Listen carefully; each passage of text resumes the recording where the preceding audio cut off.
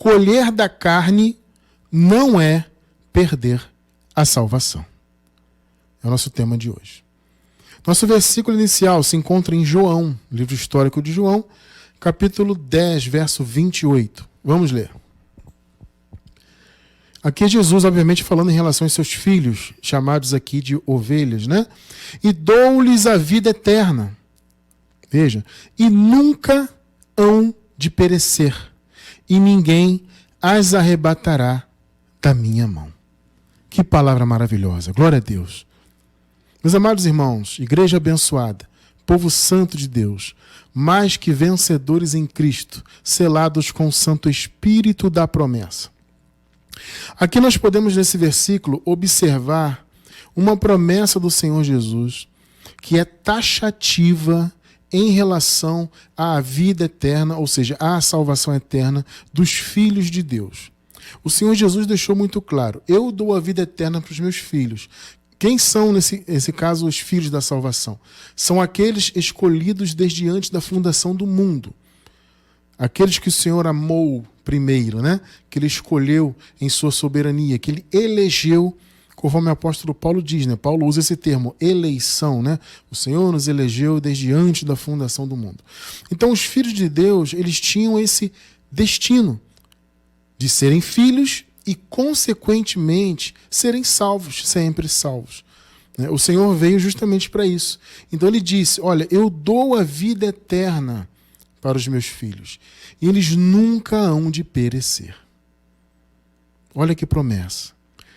E essa promessa aqui, inclusive, ela contraria o que alguns têm pregado aí, né, que dizem que, na verdade, o Filho de Deus perece. Né? Muitos têm dito aí que a alma do Filho de Deus morre e perece, e isso é contrário ao que Jesus prometeu. Ah, mas aqui Jesus está falando do Espírito. Não, não está, amado. Tá? Porque o Espírito nunca precisou de salvação. Entende? O Espírito jamais se perderia, porque o Espírito é um elemento divino. Nós costumamos fazer uma brincadeira, né, uma metáfora, para tentar facilitar o entendimento, dizendo que o Espírito ele é, entre aspas, o DNA de Deus em nós. É o elemento de Deus que compõe o Filho dele. Quando você observa, por exemplo, no livro de Eclesiastes, diz que o Espírito volta para Deus. O Espírito sempre voltou para Deus, desde antes da cruz. Porque o Espírito não morre literalmente. Né? A morte espiritual, morte entre aspas, não era a não existência. Nós já explicamos isso aqui algumas vezes, eu vou relembrar esse ponto. A morte do Espírito era enquanto o Filho de Deus estava em carne neste mundo, antes da cruz. Por causa do pecado, o Espírito dos filhos de Deus estava inoperante. O Espírito não tinha condições de operar, né, de atuar na vida do Filho de Deus, influenciar o Filho de Deus positivamente por causa do pecado que estava no mundo. Então os Espíritos estavam, entre aspas, mortos. Mas veja, é diferente da alma. A alma sim ia para a não existência. A alma deixava de existir, a alma ia para a destruição. Junto com o corpo, que ia para o pó, a alma ia para a destruição. Tá? Só que o Espírito já voltava para Deus. Então a salvação que Jesus prometeu não tem a ver com o Espírito. Porque se fosse só o Espírito, como alguns dizem, então não precisaria Jesus nem morrer para vencer a morte. Vocês entendem isso? Porque o Espírito sempre é vivo. Para o Espírito morrer da mesma maneira da alma, amado, Deus teria que morrer. Porque Deus é Espírito. Só que Deus é imortal. E essa característica da imortalidade está no Espírito também, obviamente, dos filhos de Deus, porque, como eu já disse, os Espíritos são elementos divinos. Tá? Então a salvação ela é uma abrangência, ela está na abrangência da alma. A alma sim é que se perdia. Então o Senhor, inclusive no ano 70, né, quando ele voltou, ele fez o arrebatamento, que alguns interpretam como um sumiço da terra. Né? Todo mundo que é filho de Deus, ou que aceitou Jesus e que estava dentro das igrejas, né, que estava seguindo corretamente, que era fiel dizimista, que fazia jejum, que isso e aquilo, esses, no caso ainda vai acontecer para eles no futuro, né, esses vão sumir fisicamente. Isso não tem fundamento bíblico, você não encontra isso em lugar nenhum na Bíblia. Arrebatamento não é isso. Sabe? O sentido de arrebatar é esse aqui que Jesus falou. E ninguém as arrebatará da minha mão. Ou seja, as minhas ovelhas, eu vou pegá-las da minha mão, os meus filhos, né? Eles nunca vão perecer. E ninguém vai retirá-los da minha mão. Veja bem, isso é uma referência a quê? À morte. Porque a morte aprisionava os filhos de Deus, no chamado Hades, né? o lugar dos mortos chamados, que nós metaforicamente chamamos de não existência, porque a alma na verdade ia para a destruição, ela deixava de existir. Né? Então isso era um aprisionamento. Então os filhos de Deus estavam presos à morte, né? A alma dos filhos de Deus estava submetida à morte. E o Senhor Jesus então venceu esta morte. Vocês estão entendendo? Então quando diz nunca hão de perecer, é essa vida nossa que nós temos agora. Essa vida que temos, ela não vai perecer. Entende? Se você diz que a alma do Filho de Deus morre, então você diz que não existe salvação. Se a salvação é só no Espírito, então Jesus não precisaria morrer para vencer a morte. Porque você pode observar na narrativa, quando Jesus ressuscitou, no segundo capítulo de Atos dos Apóstolos, né? Pedro cita uma passagem do salmista, né? E ele diz, olha, a alma do Senhor não ficou preso na tumba, na sepultura. Ou seja, a alma de Jesus ressuscitou. A única diferença de Jesus para a ressurreição dos filhos de Deus é que Jesus, diferentemente dos filhos de Deus, ele ressuscitou ainda no seu primeiro corpo. A diferença está na questão do corpo. Né? Nós já explicamos isso, eu não vou entrar nisso, mas futuramente a gente pode voltar. Se você quiser mais detalhes, embaixo do vídeo, no YouTube, tem um link que eu vou deixar dos nossos estudos de escatologia consumada. Tá? Em nossos estudos, amados, nós explicamos isso em detalhes, tá? Então, se você não assistiu, assista. Desde o primeiro, vai assistindo com paciência, que você vai entender bem essa questão da ressurreição, da vinda de Cristo, tá? Assista toda a playlist que você vai entender, inclusive a diferença de Jesus em relação à ressurreição, tá? Porque os filhos de Deus ressuscitaram no ano 70, já em corpos glorificados. Então, o Senhor arrebatou os filhos de Deus da morte. Os espíritos, notem, os espíritos dos filhos de Deus já estavam no paraíso. Como eu falei agora há pouco, o espírito sempre voltou para Deus. Só que faltava o quê? O resgate da alma dos filhos de Deus da morte. Então, no ano 70, os filhos de Deus ressuscitaram em suas almas, as almas saíram da não existência, assumiram o corpo glorificado e se uniram ao seu espírito, se tornando novamente triúnicos. Isso foi o arrebatamento verdadeiro. Olha, para você que nunca ouviu isso, parece loucura. Mas olha só, amado, arrebatamento não tem nada a ver com o que o sistema prega. Eu também já acreditei nisso. O cara está dirigindo um carro, vai sumir, o carro vai bater. Não é isso que a Bíblia diz. Tá? Arrebatamento é um resgate da morte. Então o Senhor aniquilou a morte, venceu. Primeiro ele venceu ao ressuscitar e depois ele venceu ao resgatar os filhos da não existência. Então ele deixou essa promessa. Eu dou a vida eterna para os meus filhos. Eles nunca hão de perecer. Olha só a promessa. Tá? E ninguém as arrebatará da minha mão. Então, abençoado, você pode descansar em relação à questão da salvação. O que é a salvação eterna? A salvação eterna é vida eterna, é você viver no paraíso para sempre. Você pode descansar em relação a isso, porque o Senhor Jesus já deu essa promessa da eternidade dos filhos de Deus. Então você não tem que temer perder a salvação. Tá? Isso não faz nenhum sentido à luz da Bíblia, não tem lógica. Parece que tem, aquilo que eu digo, né? Essa questão de perder a salvação é o que nós chamamos de um sofisma clássico. O que é um sofisma? Um sofisma é um argumento que no primeiro momento ele é muito bom, ele parece razoável, ele parece que tem fundamento. Então você ouve aquele argumento, você pensa, poxa, isso aqui faz sentido. Mas quando você vai a fundo nas premissas do argumento, você vê que as premissas não fazem sentido. Então é um sofisma, é um falso argumento, é como se fosse verdadeiro.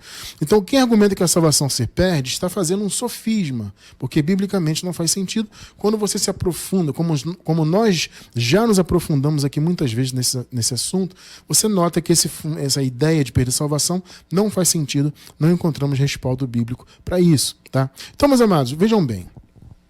Como nós já estudamos e já vimos algumas vezes, os filhos de Deus não têm prazer deliberado de viver no mal e plantar na carne. Observe bem isso. Cristiano, você está dizendo que o Filho de Deus nunca erra? É evidente que não. Pelo contrário, né?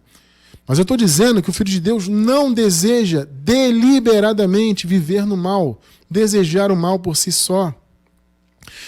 Vamos lembrar de Romanos capítulo 7? O Paulo disse assim, eu quero fazer o bem, mas o mal está comigo. Você lembra disso? O mal no contexto é a carne. Paulo está falando da carne dele. Então ele diz, olha, eu quero fazer o bem, porque eu sou filho de Deus. Mas o mal está comigo. Ou seja, a carne está comigo. A carne que me leva a fazer o mal, ele diz, o pecado que habita em mim. Né? Então Paulo diz, já não sou eu então quem faço, mas é o pecado que habita em mim. Ou seja, é o desejo da carne pelo mal. né? O desejo de errar o alvo, esse é o sentido, né? Então a carne tem esse desejo, a matéria tem esses desejos, e essa matéria pode influenciar a alma dos filhos de Deus. Então um filho de Deus, sem ter o preparo, né, adequado na palavra, ou por inexperiência, por infantilidade, ele pode eventualmente deixar a carne falar mais alto na vida dele. Ele não tem prazer nisso, mas ele pode, como Paulo disse, eu tenho prazer nas coisas de Deus, né? Mas eu quero fazer o bem, mas o mal está comigo. Então a presença do mal, que é a carne, eventualmente pode levar um filho de Deus a cometer atos negativos, obras más e tudo mais. E muitas pessoas pensam que isso tira a salvação. E como eu já disse, a salvação não se perde em hipótese alguma. Tá? E você vai dizer, mas Cristiano, então isso é uma licença para fazer o mal? Também não é uma licença. Apesar de existir uma certa licença, porque a palavra diz que tudo nos é lícito. Né? Só que o Filho de Deus, como eu disse, aliás, o apóstolo Paulo disse em Romanos capítulo 7, não tem o prazer no mal. Ele eventualmente faz porque o pecado está na carne. O desejo pelo mal está na carne. Tá? Então, Paulo disse, eu repito, não sou eu que faço, mas o pecado que habita em mim. Então, o filho pode fazer isso, só que isso não tira a salvação do Filho de Deus, porque a carne não pode mais destruir o Filho de Deus. Então, o que acontece? Quando a pessoa é filho de Deus e que ela deixa a carne falar mais alto na vida dela, né? E comete o mal e até reitera no mal, qual é a atitude de Deus em relação aos filhos dele? É tirar a salvação? Não, é evidente que não, porque Deus é fiel. Deus nunca vai mudar o que ele deu. Entende? Deus deu a salvação, Jesus prometeu, vocês acabaram de ler conosco aqui. Então Deus não vai voltar atrás no que ele deu. Então o que Deus faz em relação a isso? Deus, ele disciplina e ele açoita. Nós entendemos a disciplina como a direção que a palavra dá. Então primeiro vem a disciplina. Ou seja, você está ali, pratica o mal sendo filho de Deus, então primeiro Deus vai usar a palavra para lhe corrigir. Se você insistir, aí Deus vai açoitar. Nós compreendemos o açoite como sendo a colheita, ou seja, a permissão de Deus para a colheita negativa na vida dos filhos de Deus é o açoite. São as consequências. Né? No capítulo 12 da carta aos Hebreus, nós encontramos, né, o apóstolo ali falando a respeito do açoite. Ele diz que Deus ama, né, o filho, né, e ele açoita então o filho a quem ele ama. Então, por amor, Deus açoita o filho para que o filho não venha colher consequências na sua vida e não venha colher consequências no galardão, não na salvação. Salvação é uma coisa, galardão é outra. Galardão são as recompensas que Deus nos dará na eternidade pelas obras que fazemos nesta vida. Tá? Então, a prática negativa, ela, obviamente, vai influenciar negativamente no recebimento do seu galardão. E como Deus, ele é galardoador dos seus filhos, ele não quer que o filho se prejudique. E por amar o seu filho, então, primeiro ele disciplina, depois ele açoita, permitindo o filho colher as consequências. Né?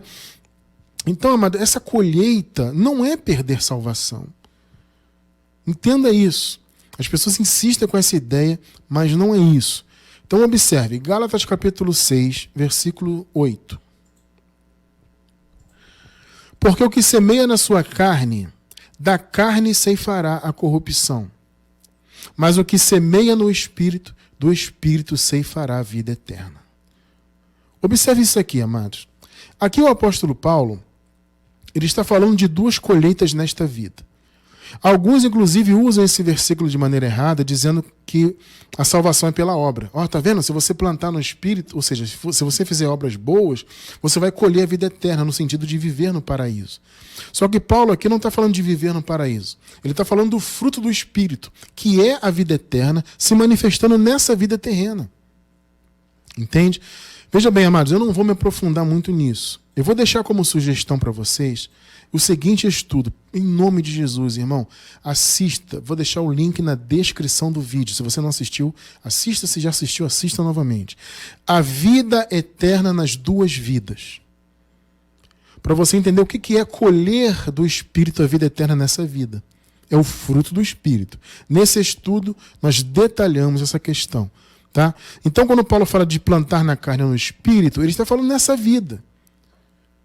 Então está dizendo, olha, se você semeia na sua carne, se você deixa a carne fazer o que ela quiser, você vai colher a corrupção. Ou seja, você vai colher os males decorrentes dessas obras, que são justamente os açoites que Deus permite. Tá? Agora, se você semear no Espírito, você vai colher do Espírito a vida eterna. Então você vai ter a oportunidade de viver benefícios da vida eterna já nesta vida atual. né? Então, a vida eterna nas duas vidas é um estudo maravilhoso. Assiste aí, vou deixar na descrição do vídeo, tá? Então, colher da carne é você colher consequências nesta vida, porque Deus te ama, inclusive. As consequências que vêm, os açoites que vêm na vida do Filho de Deus, que pratica uma obra da carne, é o amor de Deus. Porque Deus açoita o Filho a quem Ele ama. A palavra é muito clara quanto a isso. Tá? Então não existe essa questão de você fazer uma obra da carne e perder a salvação. Deus jamais faria algo assim. Mas Ele vai te corrigir e te açoitar, se for necessário. Vamos ler mais um versículo muito utilizado. E o ponto desse versículo aqui é justamente o que me fez trazer esse pequeno estudo de hoje. Nós, amados, recebemos muitas perguntas sobre esse versículo que nós vamos ler agora, porque ele traz uma confusão em relação a isso. Parece que Paulo está falando de perder a salvação. Romanos 8,13, vejam só. Porque se viverdes segundo a carne, morrereis. Observe isso aí. Mas se pelo Espírito mortificardes as obras do corpo, vivereis. Mais uma vez aqui, é uma questão de colheita, né, de plantio e colheita nesta vida. Tá? É o mesmo sentido que nós lemos em Gálatas 6,8, estamos lendo aqui em Romanos 8,13. Tá? Só que é o seguinte, você vai perguntar, irmão Cristiano, o que significa esse morrereis? Isso não é perder a salvação? Amado, obviamente não, como eu já disse, perder a salvação não faz sentido. Assim que terminar esse estudo, eu vou deixar como sugestão 2 vídeos para vocês assistirem, no final como sugestão e também na descrição do vídeo, quem está pela gravação, para você entender bem essa questão aí de que a salvação é totalmente segura. Tá? Então o que Paulo está dizendo aqui? Vamos lá, vamos analisar. Romanos 8,13, o apóstolo Paulo está falando da lei. Existem 2 formas de nós andarmos na carne. Existe a forma clássica, claro, que é você fazer obras da carne, né? Deliberadamente, fazer isso, fazer aquilo, obras más que você sabe, inclusive, que são obras más e você pratica. Tá? Isso é um ponto. Mas também você estar vivendo debaixo da lei é também obedecer à carne. Porque no contexto de Romanos capítulo 8, o Paulo cita a lei, ele chama a lei de a lei do pecado e da morte, e ele diz que a lei estava, olha só, enferma pela carne. Está no contexto, no início do capítulo 8. Então Paulo está tratando de pessoas que estão debaixo da lei. E muito provavelmente aqui, ele está se referindo especificamente aos hebreus da igreja dos romanos. Tá? Ele está falando de quem anda debaixo da lei. Então, andar segundo a carne, neste contexto do capítulo 8, é você andar submetido à lei. Esse é o sentido. Tá? Então você tem que observar o contexto para você entender. Então, há 2 possibilidades aqui. Tá? Ou Paulo está falando realmente de você, da pessoa lá no caso, né?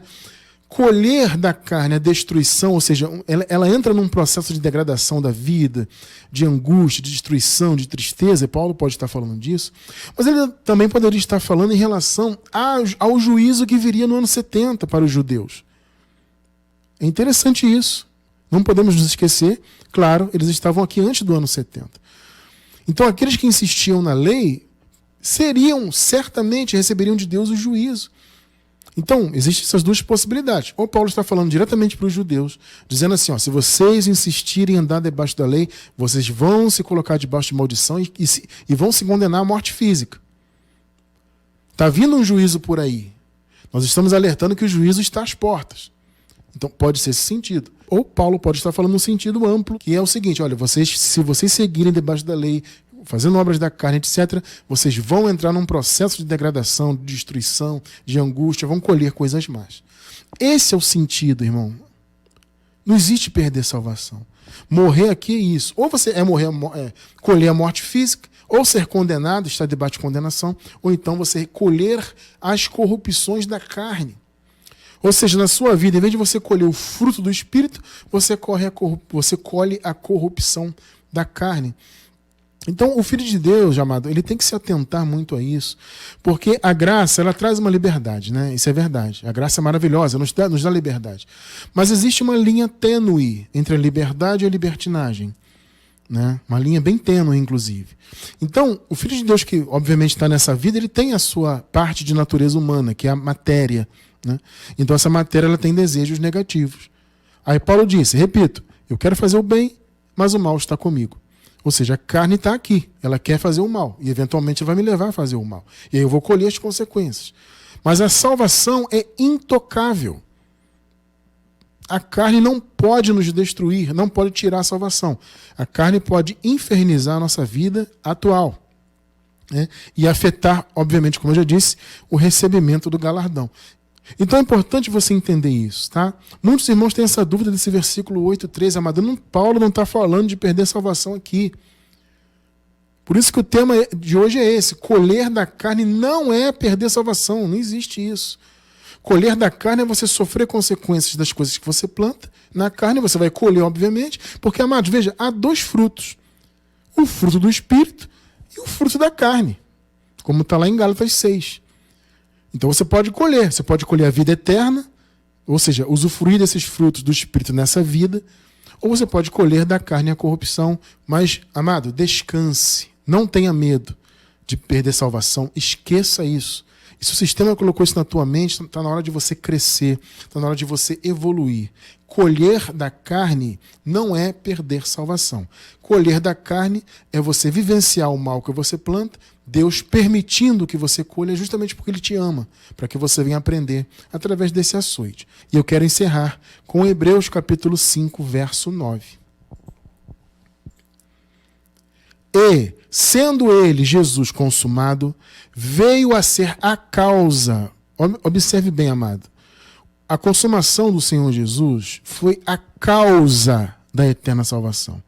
Não é boa obra, não é obra da lei, não é participar de chamada igreja, entre aspas, denominação religiosa. Não é isso, tá? A causa da eterna salvação foi o Senhor ter sido consumado. Tá? Foi Ele ter morrido na cruz, Ele ressuscitou para a justificação do povo de Deus. Então isso se tornou, essa obra maravilhosa e salvífica de Jesus, se tornou a causa da eterna salvação para todos os que lhe obedecem. E mais uma vez eu vou explicar esse versículo aqui, porque ele também é muito usado. Tá vendo? A salvação é para quem obedece. Então você tem que estar obedecendo aqui na igreja, os mandamentos, tem que tomar santa ceia, tem que cumprir isso e aquilo, usar esse tipo de roupa. Se você não obedecer o pastor, se você não obedecer o mandamento da igreja, você não vai ganhar a salvação. Não é isso que está sendo falado aqui. Amados, mais uma vez, o sistema religioso ele sempre coloca os carros na frente dos bois. Ou seja, eles trocam a posição das coisas, né? Então eles dizem que a salvação vem pelo obedecer. É o contrário. É o obedecer que vem da salvação. Assim como a fé, né? Eles dizem que a fé é que traz a salvação. Não, a salvação é que traz a fé. É o fato da pessoa ser salva e que faz ela ter fé. Entende? O sistema, ao longo dos anos, o sistema teológico inverteu a posição das coisas, né? Então eles dizem que você é salvo pelas obras, mas a palavra diz que é para as obras. Ou seja, é o contrário. É invertido o sentido. Você foi salvo para as obras, para fazer boas obras, não para ser salvo por elas. Ou seja, as boas obras são uma consequência. Assim como obedecer, que é uma boa obra, né? Obedecer a Deus é uma boa obra, é uma consequência de você ser salvo. Então, todos os que lhe obedecem são todos aqueles que são filhos de Deus, que recebem a revelação da graça, que, consequentemente, vão andar no caminho da palavra. Ou seja, o obedecer é uma consequência da salvação e não a causa. Então, a causa da salvação foi a morte e a ressurreição de Jesus. Ele morreu para vencer a morte, ele morreu para sair da sepultura, para que a sua alma saísse da sepultura, para que ele vencesse a morte, para que na sua vinda ele retirasse os filhos de Deus da morte definitivamente, em nome do Senhor Jesus, tá? Então entendam isso, amados. Colher da carne não é perder salvação. Colher da carne é você colher consequências nessa vida atual de males eventuais que você possa praticar.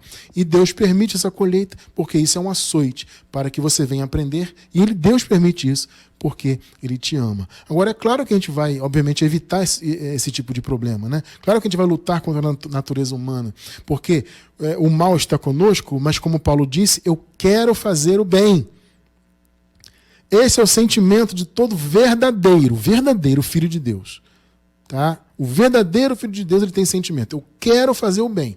Ainda que o mal esteja comigo, ainda que eventualmente eu pratique esse mal, eu quero fazer o bem e vou lutar contra esse mal. em nome do Senhor Jesus, tá? Então, mas eu acho que está muito claro isso.